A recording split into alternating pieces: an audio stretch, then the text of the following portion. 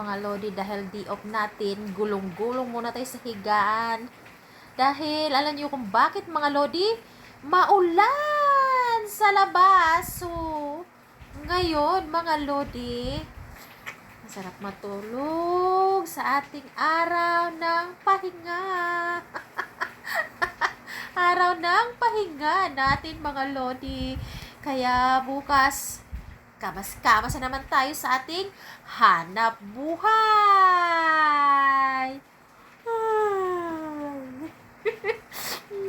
Kaya mga lodi, parang ayaw kong bumangon. Dahil, narinig niyo yung patak ng ulan, mga lods, maulan. Ayan, tag-ulan na tayo ngayon mga lodi sa mga nagre-reklamo ng mainit. So ngayon, andito na tayo sa magandang panahon.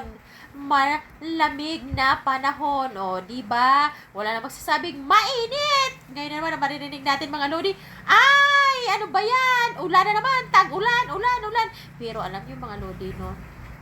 Ang kawawa lang dito sa panahon ng tag-ulan din, yung mga lugar na bahain, no? Yung mabilis, kunting ulan lang, baha na. Yun lang ang mahirap dito sa mga tag-ulan, sa mga area, sa mga lodi natin na mabilis mabaha. Ayun, nakakatakot. Yun lang din yung dito sa tag-ulan, no? Pero masarap yung ulan kasi nga pag mainit or tag-ulan, dito na lang ako sa tag-ulan. Minsan mainit, minsan tag-ulan, no, mga lodi. Ganun lang talaga, mga lods, no? Kailangan din natin ng malamig na panahon, no? Kaya minsan, hindi natin maintindihan kung saan tayo ilalagay, saan ang gusto natin. Binigyan na tayo ni Lord ng mainit. O, yan, may mainit. Bigyan na tayo ni Lord ng malamig. Ayan ang malamig. May magrereklamo pa. O, di ba? Nakakatuwa ang buhay, mga lods. Nakakatuwa ang buhay sa mundo na masaya, na nakakainis. O, di ba, no? Ganun lang ang buhay.